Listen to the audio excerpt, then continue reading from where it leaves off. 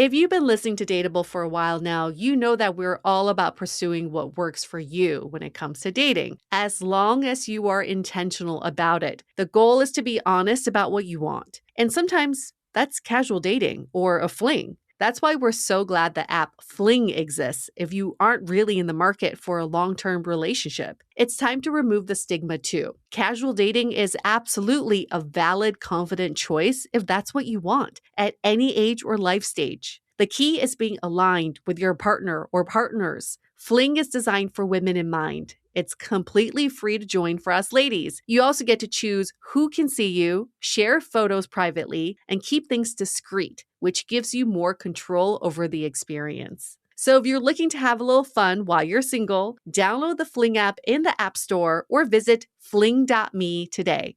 Again, download the Fling app in the App Store or visit fling.me today. Lately, I've learned that my confidence starts with feeling good in what I'm wearing. And this used to stress me out. But now I realize you don't need an overflowing closet. You just need a few pieces that make getting dressed easy. That's why we love Quince here at Dateable. They make high-quality essentials like ultra-soft organic cotton, premium Mongolian cashmere sweaters, and premium stretch denim starting at just $50. Everything's beautifully made, timeless, and easy to dress up or down. I just picked up a few of their silk camisoles in different colors, and they make every outfit feel more elevated. The best part is that Quince prices everything 50 to 80% less than similar brands because they work directly with ethical factories. Upgrade your everyday. Download the Quince app for app-exclusive offers or go to quince.com/dateable. Get free shipping on your order and 365-day returns. Now available in Canada and the UK too. That's QUINCE.com/DATEABLE. Hello, friends. Yue here with a Quickie episode. We haven't done these in a while, so hi. I think I found the solution to saving humanity. I know, it's a big topic. And I think the solution is having more crushes. That's right.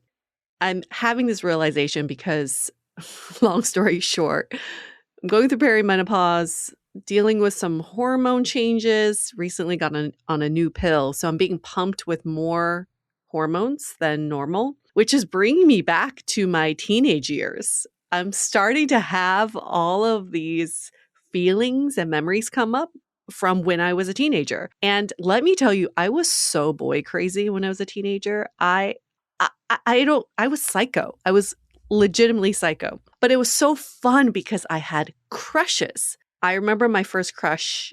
His name was Brandon. His name is still Brandon. I actually tried to search for him the other day. I'm like, I wonder what Brandon's up to. This is when I lived in Michigan. And Brandon couldn't care less about me. But I think that's why it's fun when you're a little kid and you have a crush on someone, is that you never know when things could change. Brandon was just one of those cool kids. Also really preppy. Now looking back, I'm not sure why that was my type, but he was my type at 13 years old. And I just loved how cool and nonchalant he was. You know, he'd be like, "What's up, Yue?" Like in the hallway, he'd be like, "Hey, what's up?" There was nothing about him trying to impress anybody. He wasn't trying to be anybody he wasn't. He was just like a cool kid. And I both had a crush on him because I thought he was super cute. And I looked up to him because I liked how authentic he was. And what was so fun about having this crush was that this element of surprise. And this is why I'm saying, the solution to saving humanity in this age of technology and AI is having a crush. Because I was always unsure of what our interaction would be.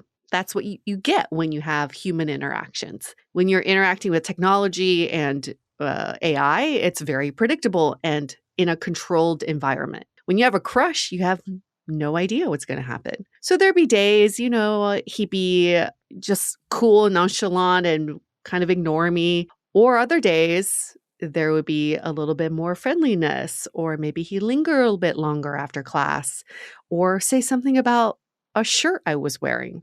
Yes, this has a little bit of pick-me-girl to it all, but I think at the crux of this is to say, having that Unpredictable human connection and interaction is what we're missing in today's world. But it did not stop at Brandon. Okay. That opened the floodgates for me. I was pumped with hormones at that age, just like I am today.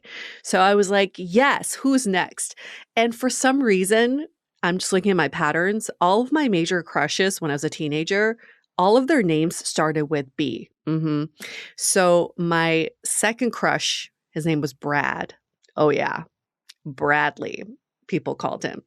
And I maybe spoke to him twice in my entire life. Brad didn't even go to my school.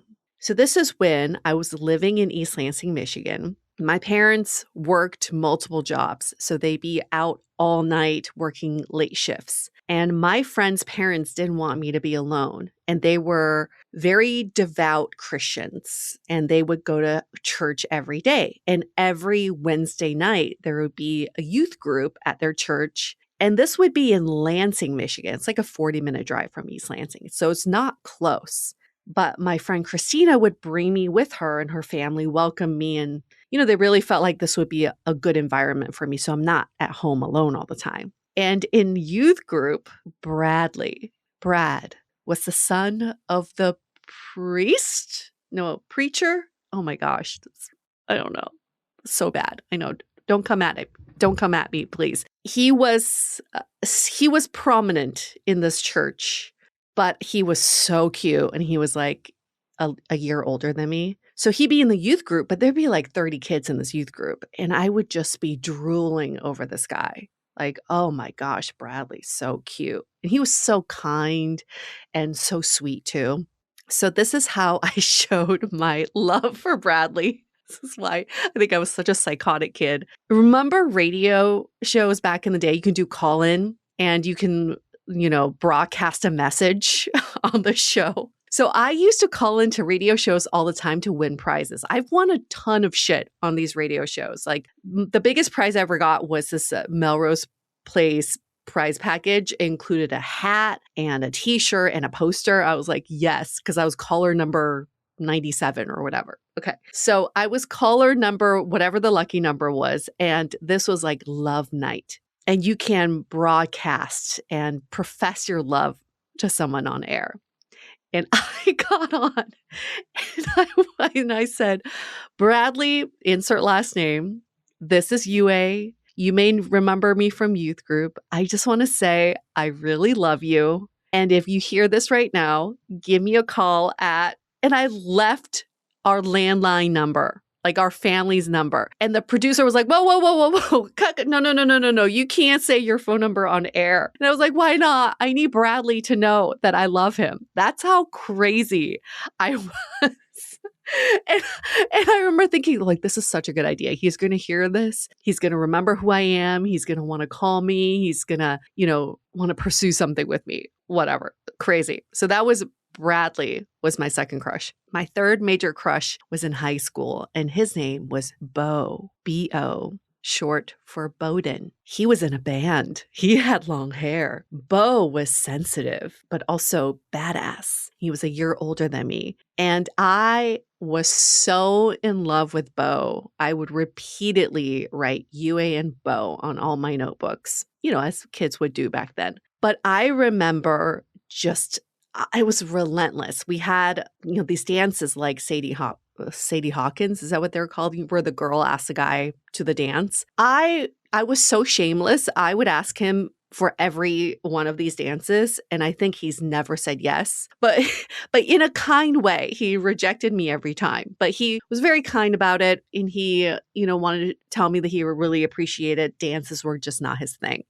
Gosh, now I'm thinking about it. How emotionally mature was this guy, in 8th grade or 9th grade, telling me that dances weren't his thing, but he appreciated my offer to take him. That's very sweet of him. I should look him up. Bo. I wonder what he's up to. I wonder what his band is up to. Maybe he's super famous now. No, I'm pretty sure I looked him up like a year ago. I think he's like a father of like 3 kids, still living in Colorado. This is in Colorado. So I think, maybe it's my hormones speaking, I'm just thinking, everybody go get a crush this summer. Even if you're in a relationship, just have an innocent crush, like someone that you are able to see on a repeated basis. I first just go to a barista because that's probably there's probably a coffee shop you can go to on a regular basis. But I also have these restaurants, and there's a little plaza near where I live where local neighbors gather. I have a high chance of running into the same people over and over again. I also see a lot of the same people in tennis. So I think that's also a great way to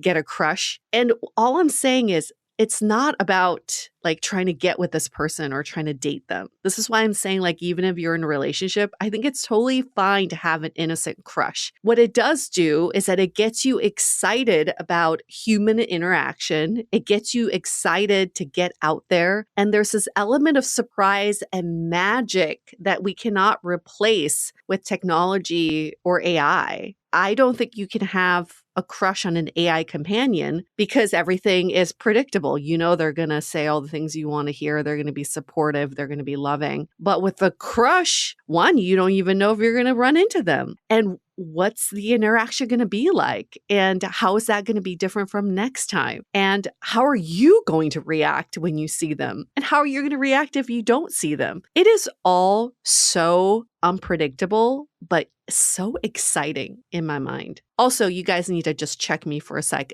Is this just my hormones speaking? Is my pill just making me back into the psycho teenage girl that I used to be? And even if it is, fine. I'm fine to be delusional about it because it gets me excited. That's all. I haven't felt this sort of excitement in a while. And I do find that as I get older, these extreme feelings get muted. And now with my new hormone situation, I feel like they're elevating again. I'm feeling things. I'm pumped, and I'm feeling energized. So I'm going to go out there and find myself a crush. Maybe this will inspire some of you to go find a crush. I think work is a great place to have a crush, even if it's on a coworker you never talk to. Maybe you just see them on an all-hands Zoom call every once in a while.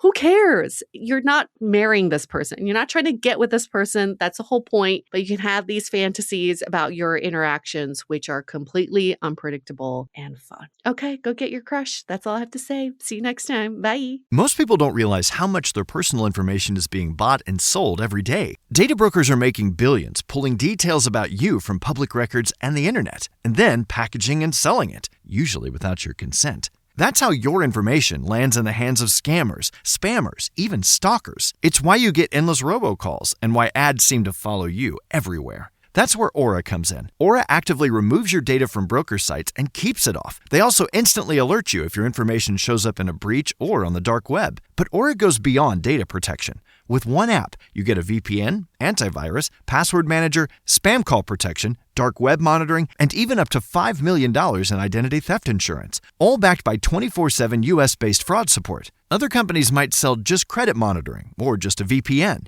Aura gives you all of it, together, at the same price competitors charge for just one service. Start your free trial today at aura.com/remove. Protect yourself now at aura.com/remove.